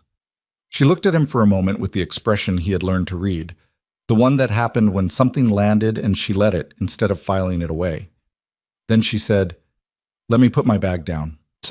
Dinner was not perfect. The chicken was slightly overcooked on one side, which Mason identified immediately, and Vivian did not comment on, and one of the vegetables he'd roasted alongside it had gone too soft, and Lily knocked over her water glass in the first 10 minutes, and they spent 4 minutes dealing with that, and then everything resumed. They ate and talked about New York. Vivian told Lily about the hotel and the skyline and the pizza claim, which she defended with specifics while Mason disputed with equal specifics, and Lily listened to this as though it were a sporting event. And they talked about Lily's week and the spelling test she'd gotten an 8 out of 10 on, and the 2 she'd gotten wrong, which she was still bothered by. "Necessary," Vivian said. "You knew that one." "I knew it at home," Lily said. "I forgot it at school." "That's what practice is for, so it's automatic, not just something you know when it's comfortable." Lily considered this with the seriousness she gave things that Vivian said. "Can we practice again?" "After dinner." They ate. Mason watched the two of them across the table and felt the thing he'd been feeling all week in its absence, the specific, irreplaceable quality of this. And he thought about what his sister had said. "You've been getting it right for a year." He thought about Lily's drawing with the yellow door. He thought about his grandmother's voice on the porch. There is a kind of fear that looks a lot like caution. He had been cautious for a long time. He had good reasons. The reasons were not gone. Lily was still 6, still counting on the system to hold, still the first and most important variable in any decision he made about his life. That had not changed. That would not change. But he had spent so long using that responsibility as a reason to stay still that he had confused stillness with safety, and they were not the same thing. Stillness was just stillness. Safety was something you built, not something you preserved by not moving. After dinner, Lily did spelling words with Vivian in the living room while Mason cleaned up, and he listened to the back and forth of it. Vivian's voice, then Lily's, the correction, the repetition, the small sound of approval when Lily got it right. And he thought, this is what I was afraid of losing, not the category of it. This. Specifically this, these two people in the next room, this kitchen, this evening. And the thing was, the thing he had finally gotten clear on, across the week of chicken thawing and recipe videos and late phone calls, was that you did not protect something like this by keeping it at arm's length. You protected it by choosing it, deliberately, every day, imperfectly, with full knowledge of the ways it could go wrong and the decision to stay anyway. That was not caution. That was just honesty. Lily went to bed at 8:30. Vivian did the story, the chapter book, the same ritual, and Mason listened from the hallway to the familiar shapes of it, the reading voice, the page turning, the moment when Lily's questions stopped coming because she was finally going under. When Vivian came out and pulled Lily's door to its usual not-quite-closed position, she found Mason still in the hallway, leaning against the wall. "She was out fast," Vivian said quietly. "She missed you," he said. "She doesn't sleep as easily when the routine is off." Vivian looked at the door for a moment. She did not say anything, but her hand stayed on the doorframe briefly, a small thing, the kind of thing you only noticed if you were paying the right kind of attention.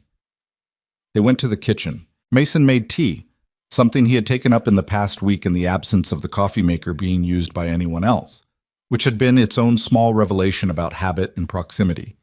And they sat at the table the way they had sat at it 100 times, and the kitchen was exactly as it had always been, and also everything had moved.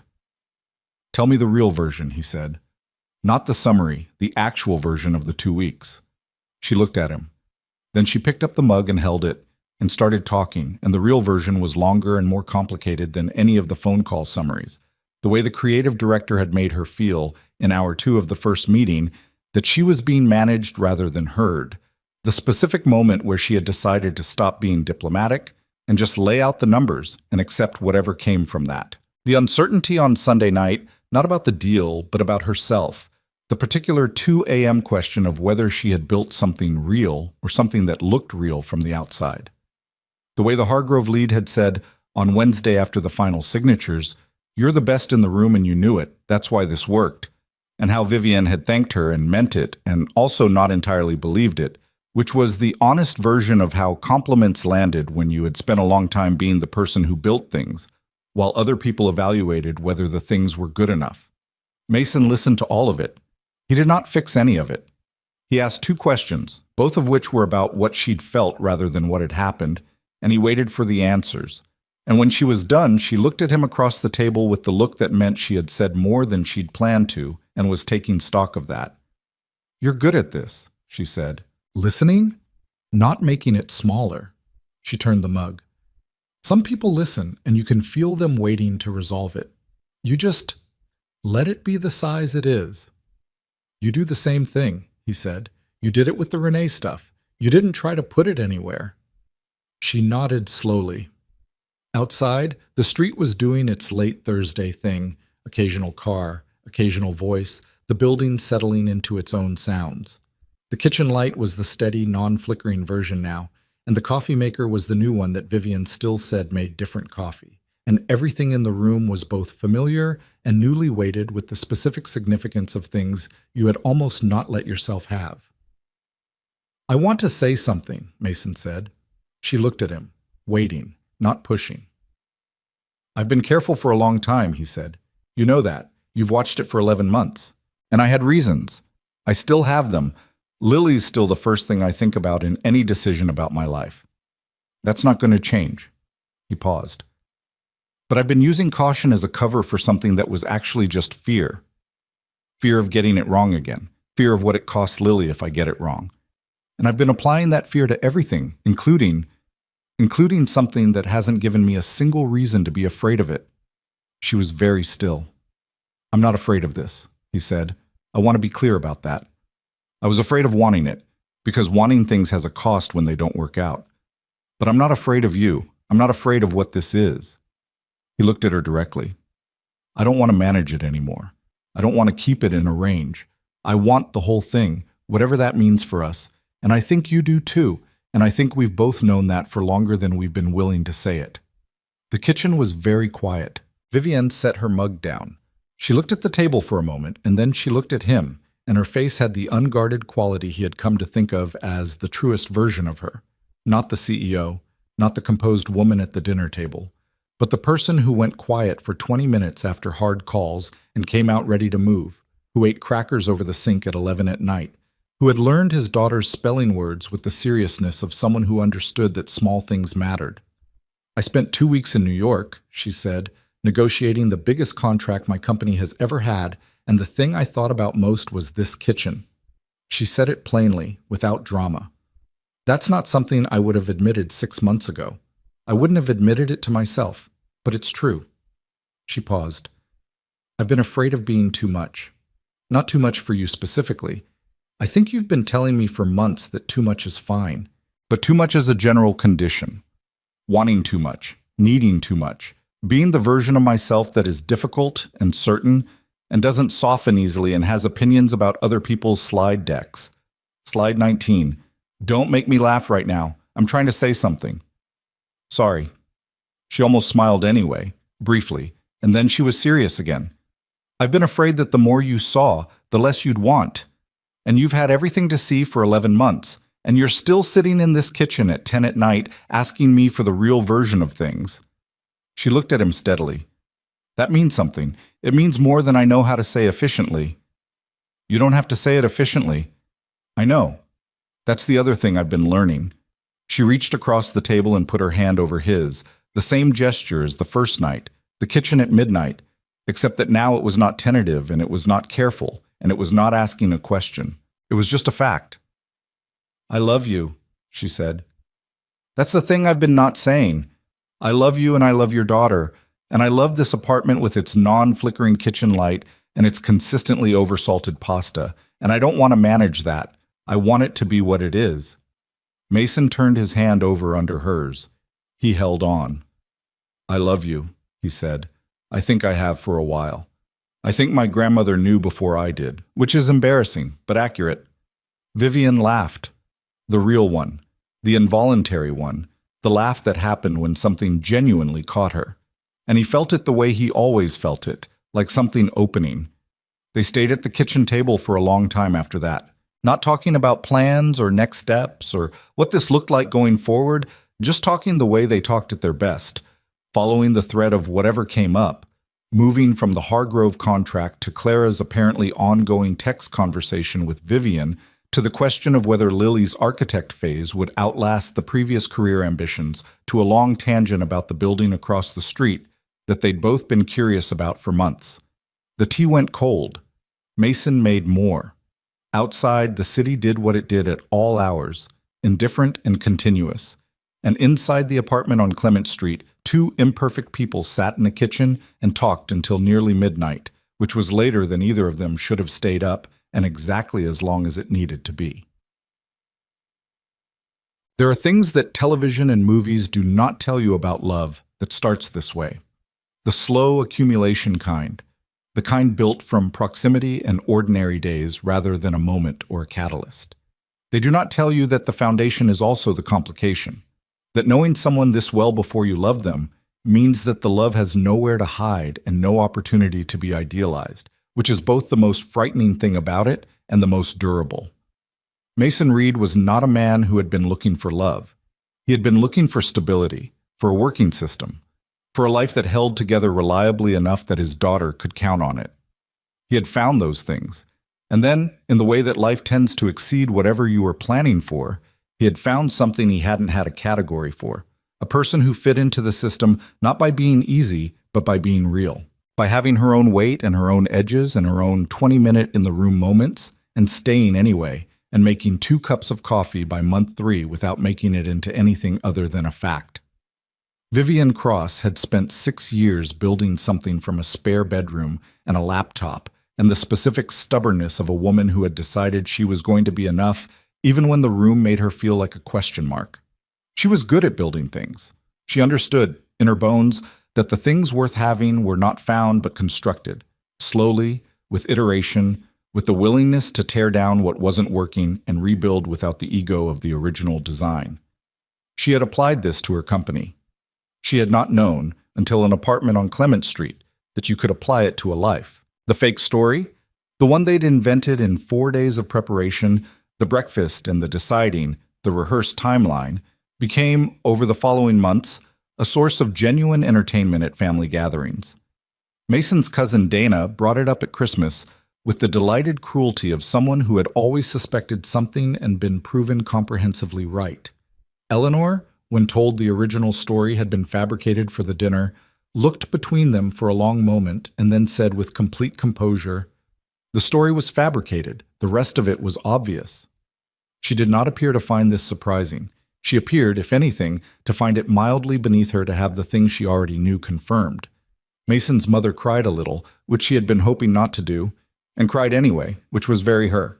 Clara, who had been texting Vivian for 2 months by then, showed up to Christmas with the expression of someone who had been in on the story longer than anyone and had conducted herself with admirable restraint about it, and she and Vivian spent 40 minutes in the kitchen talking in the way of 2 people who had already done the work of becoming friends before they met in person.